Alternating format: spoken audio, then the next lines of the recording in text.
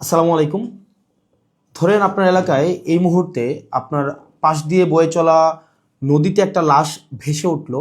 তখন আপনি তৎক্ষণাৎ পুলিশকে খবর দিলেন যে এই লাশটাকে উদ্ধার করার জন্য, যে এই লাশটা এসে উদ্ধার করে পোস্টমর্টেম করে যে আইনগত প্রক্রিয়া আছে সেগুলো মেনটেন করার জন্য পুলিশ আসলেন।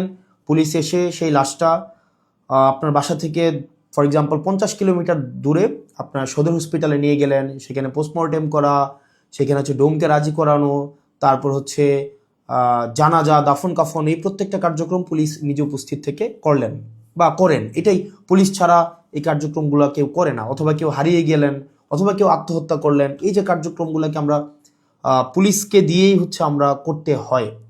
এখন কয়েকটা প্রশ্ন এখানে। আপনার বাসা থেকে বা নদীর পাড় থেকে লাশটা জেলা সদরে নিয়ে যাওয়ার জন্য যে খরচটা হয়েছে, অ্যাম্বুলেন্স ম্যানেজ করা, ডোম ম্যানেজ করা, হসপিটালের যে খরচ, এই খরচটা আসলে কে দেয়? এই খরচটা দেয় হচ্ছে সেখানে নিয়োজিত যিনি দায়িত্বপ্রাপ্ত এসআই, কনস্টেবল বা যিনি যান, পুলিশের যে সদস্য যান, তাকেই কিন্তু এই খরচটা বহন করতে হয়। যেই 10-15 হাজার টাকা খরচ হয়, তাকে এই খরচটা বহন করতে হয়। যদিও সরকারি নিয়ম আছে যে এই খরচটা ফেরত দেওয়া হয়, কিন্তু যেই টাকা খরচ হয় আর যেই টাকা ফেরত দেওয়া হয়, ফর এক্সাম্পল 10,000 টাকা যদি খরচ হয়, সেখানে ফেরত দেওয়া হয় 500, 800, 1,000, 2,000 টাকা। তো সেটা দেখা যায় খরচ হওয়ার তুলনায় প্রাপ্তির যেই ব্যবধান, সেটা দৃশ্যমান অনেক বেশি ব্যবধান। তো এই পুরো খরচটা কিন্তু পুলিশকেই বহন করতে হয়। দ্বিতীয়ত হচ্ছে, আপনি যদি আপনার এলাকার থানাগুলাতে যান, থানাগুলাতে গিয়ে যদি দেখেন যে আপনার এলাকার এসআই, কনস্টেবল বা আপনার যারা সেবা দিয়ে থাকেন যে পুলিশগুলা কোন ধরনের পরিবেশে থাকেন, আপনি বিশ্বাস করেন, যদি আপনি ওই পরিবেশটা দেখেন। আমরা ইউনিভার্সিটিতে যেভাবে গণরুমে ছিলাম, এক রুমে গাদাগাদি করে অনেকজন, ফ্লোরিং করা, শুধুমাত্র তোষকটা থাকতো, উপরে ফ্যান নাই, যথাযথ পয় নিষ্কাশন ব্যবস্থা নাই, তারপরে হচ্ছে ভেন্টিলেশন সিস্টেম নাই। একটা মানবীয় জীবন বলতে যেটা বোঝায়, আপনার থানাগুলোতে পুলিশরা সেই ধরনের পরিবেশে থাকে। এখন একটা পুলিশ আপনার ডিউটি করে এসে রাতে যদি এই ধরনের একটা পরিবেশে ঘুমায়, আমরা কি তার কাছ থেকে প্রত্যাশিত সেবা আমরা কিভাবে এক্সপেক্ট করব? মানে এটা এটা একটা মানবীয় জীবন থানাগুলাতে আসলে পুলিশের জন্য ব্যবস্থা করা হয়েছে। এত বছরেও পুলিশ এই সেবাগুলোতে, এই মৌল মানবিক পুলিশের যেই বেসিক যে সেবাগুলা, সেগুলো এখনো পর্যন্ত কিন্তু সংস্কার করা হয়নি। তৃতীয়ত, সবচেয়ে গুরুত্বপূর্ণ এবং তৃতীয়ত যেই অসুবিধাটি আমি থানাতে দেখলাম এই কয়েক মাসে, সেটা হচ্ছে আপনার থানা থেকে একটা অপরাধ কার্যক্রম সংগঠিত হয়, ফর এক্সাম্পল 15 কিলোমিটার, 20 কিলোমিটার দূরে। একদিনে অনেকগুলো অপরাধ কার্যক্রম সংগঠিত একটা থানায় হতে পারে। পারিবারিক কলহ, মাদকের সমস্যা, ছিনতাই, ডাকাতি, চুরি, একাধিক সমস্যা সেখানে ঘটতে পারে। এখন প্রশ্ন হচ্ছে, একটা থানায় যদি আমার 16-17টা ইউনিয়ন, 20টা ইউনিয়ন, কোনো কোনো জায়গায় তারও বেশি ইউনিয়ন, প্রত্যেকটা জায়গায় যদি কোনো ধরনের অপরাধ কার্যক্রম সংঘটিত হয়, ধরি 10টা জায়গায় সংঘটিত হইলো বা 5টা জায়গায় সংঘটিত হইলো, আমার এই 5টা জায়গায় কিন্তু তাৎক্ষণিক রেসপন্স করতে হয়। এখন তাৎক্ষণিক যদি আমরা রেসপন্স করতে চাই, সেই জায়গাগুলোতে পৌঁছাইতে অবশ্যই অবশ্যই আমাদের গাড়ির প্রয়োজন।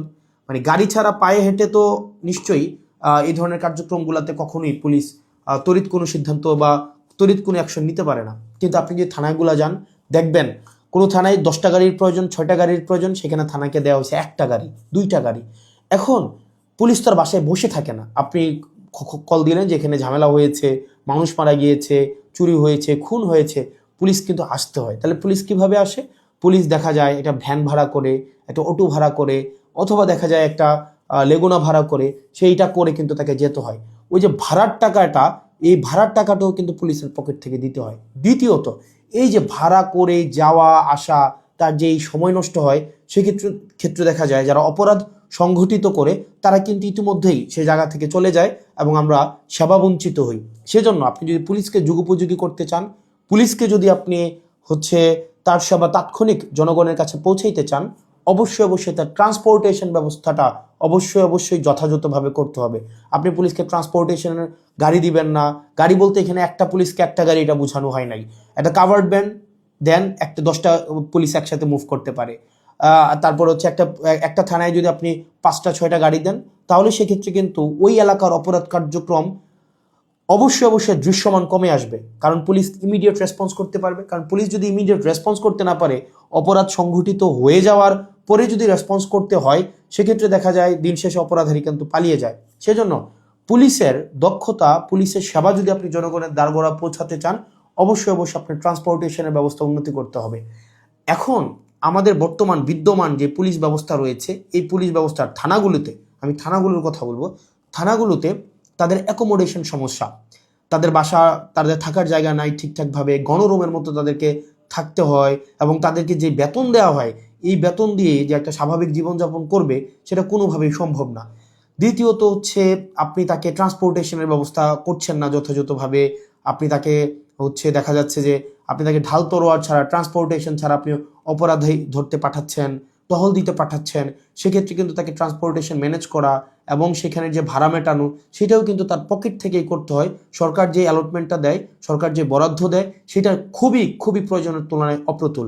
তৃতীয়ত হচ্ছে আপনি পুলিশে একটা আমি অনেকগুলো অফিসারের সাথে কথা বলেছি, রিটায়ার্ড অফিসার, চাকরিরত অফিসার, তাদের সাথে কথা বলেছি। পুলিশে ম্যানেজ করে নাও একটা কালচার আছে, ম্যানেজ করে নাও একটা কালচার। ফর এক্সাম্পল, আপনি কনস্টেবলকে পাঠাইলেন কোনো একটা জায়গায় আসামি ধরার জন্য, সেখানে 5,000 টাকা খরচ হবে যে আসামিটা ধরতে, ট্রান্সপোর্টেশন কস্ট বা তদন্ত এই জায়গাগুলোতে। তখন কনস্টেবল তার ঊর্ধ্বতন কর্মকর্তাকে উনি বললেন যে স্যার টাকা কোথায় পাবো? তখন বলে ম্যানেজ করে নাও। এখন ম্যানেজ করে নেওয়া অর্থ, সেটা নিশ্চয়ই আমরা বুঝেছি ম্যানেজ করে নেওয়া বলতে কি বোঝাচ্ছে। এবং আরও শঙ্কার বিষয় সেটা হচ্ছে পুলিশের অনেক বড় বড় প্রোগ্রাম হয়। এই প্রোগ্রামে অনেক ক্ষেত্রে, সব ক্ষেত্রে না, কিছু কিছু প্রোগ্রাম আগে হতো, এখন বর্তমানে আছে কিনা এটা আপনারা জানাবেন। আগে এরকম নাকি হতো, পুলিশের অনেকেই জানিয়েছে এরকম নাকি হতো, একটা বড় প্রোগ্রাম হবে, এই প্রোগ্রামে দেখা যায় ঊর্ধ্বতন কর্মকর্তারা অধীনস্থ কর্মকর্তাদের ভাগ করে দিত যে খাবারের দায়িত্বটা তোমার, ডেকোরেশনের দায়িত্বটা তোমার, লাইটিংয়ের দায়িত্বটা তোমার। তো এখন টাকা আসবে কোন জায়গা থেকে? ম্যানেজ করে নাও। তো দেখা যায় অধস্তন কর্মকর্তারা সেটাকে ম্যানেজ করে নিতেন। তো নিশ্চয়ই ম্যানেজ করাটা সরকারের দায়িত্ব, ম্যানেজ করা তো অবশ্যই কোনো কর্মকর্তা কর্মচারীর দায়িত্ব না। কিন্তু দেখা যায় অধিকাংশ ক্ষেত্রেই সরকার যে বাজেট বরাদ্দ দেয় পুলিশকে, এবং যেই পরিমাণ পুলিশের প্রয়োজনীয়তাটা, যেই পরিমাণ আমরা দেখলাম ল অ্যান্ড অর্ডার রিস্টোর করার ক্ষেত্রে, সামাজিক শৃঙ্খলা বজায় রাখার ক্ষেত্রে, শুধু যে গুম খুন এগুলো নিরসনের ক্ষেত্রে পুলিশের অবদান বা পুলিশের কার্যক্রম বিষয়টা এমন না। স্বাভাবিক শান্তি শৃঙ্খলা, নিরাপত্তা, জীবনমালের নিরাপত্তা নিশ্চিত করার ক্ষেত্রে কিন্তু পুলিশের স্বাভাবিক অনেক ধরনের কার্যক্রম হয়।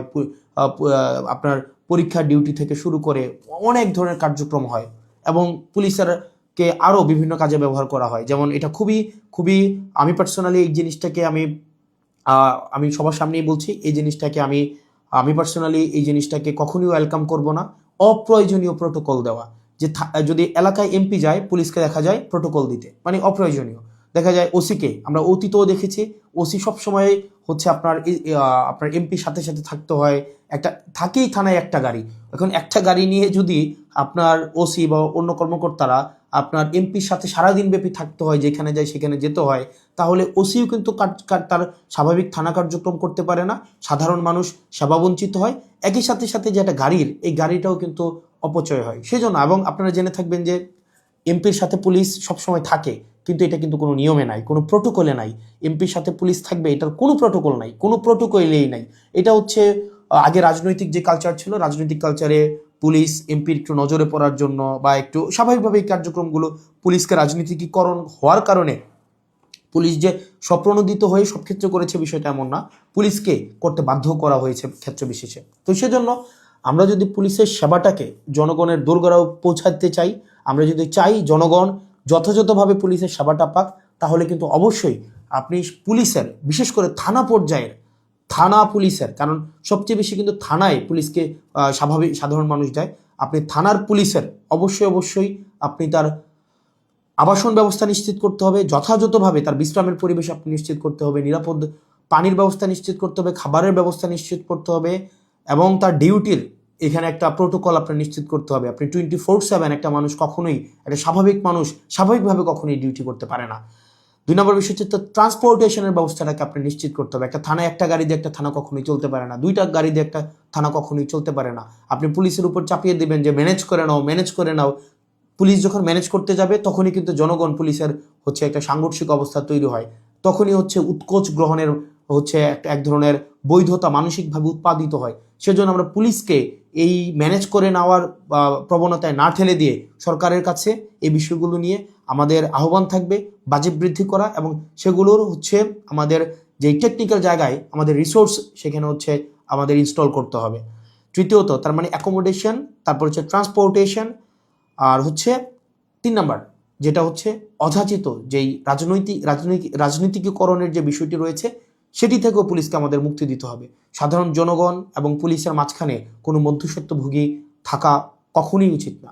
তো আমরা পুলিশের আমরা শুরু থেকে, আপনি যদি যান আমার টাইমলাইনে এখনও আছে যে অগাস্ট থেকে 2024 অগাস্ট থেকে পুলিশের যেই টেকনিক্যাল হচ্ছে রিসোর্স ইনস্টল করা, তাদেরকে সেটাকে এনরিচ করা, পুলিশকে জনমুখী করা, রাজনৈতিক প্রভাবে বলের বাহিরে নিয়ে যাওয়া, তাদের আবাসন, স্বাস্থ্য, চিকিৎসা সেগুলো যেন যথাযথ হয় সেটি নিশ্চিত করা, তার পেশাদারি যেই ব্যয় হয় সেই পেশাদারি ব্যয় যেন সরকারি খাত থেকে হয়, তাকে যেন সেটির জন্য ম্যানেজ করা কালচারে না যেতে হয়, সেটির জন্য কিন্তু আমরা গুরুত্ব দিচ্ছি। সেজন্য আমরা সংসদে এই বিষয়গুলো নিয়ে কথা বলবো যদি আল্লাহ সুযোগ করে দেয়, এবং যেহেতু সুযোগ করে দিয়েছে একই সাথে সাথে সরকারের কাছে বা মানুষের কাছেও যে এই যে পুলিশের, আমরা যে তৃণমূলের পুলিশের যে জটিলতাগুলো সেগুলো আমার কাছে মনে হয়েছে সবার জানা উচিত, যেহেতু থানাগুলোকে আমরা এখন খুব ক্লোজলি দেখছি, সেজন্য সবাইকে জানানো। আর পুলিশের প্রতি আমাদের সবসময় সংবেদনশীলতা রয়েছে, এবং আমরা চাই পুলিশ জনগণের হয়ে উঠুক, কোনো রাজনৈতিক দলের না, পুলিশ হয়ে উঠুক সবার। পুলিশের সাথে জনগণের সম্পর্ক থাকবে হৃদ্যতার, এবং প্রত্যেকটা মানুষ যেন ভয়হীনভাবে সেখানে অভিযোগ জানাতে পারে, এবং অপরাধী নির্মূলে পুলিশ সবসময় যেন সুদৃঢ় ভূমিকা পালন করতে পারে রাজনৈতিক যে কোনো প্রভাবের ঊর্ধ্বে উঠে। পুলিশের আবাসন সমস্যা, ট্রান্সপোর্টেশন সমস্যা, পুলিশের বাজেট বৃদ্ধি এবং পুলিশের ম্যানেজ করে নেওয়া কালচার থেকে পুলিশকে অবশ্যই মুক্তি দিতে হবে। আসসালামু আলাইকুম রহমতুল্লাহি ওয়া বারাকাতুহু।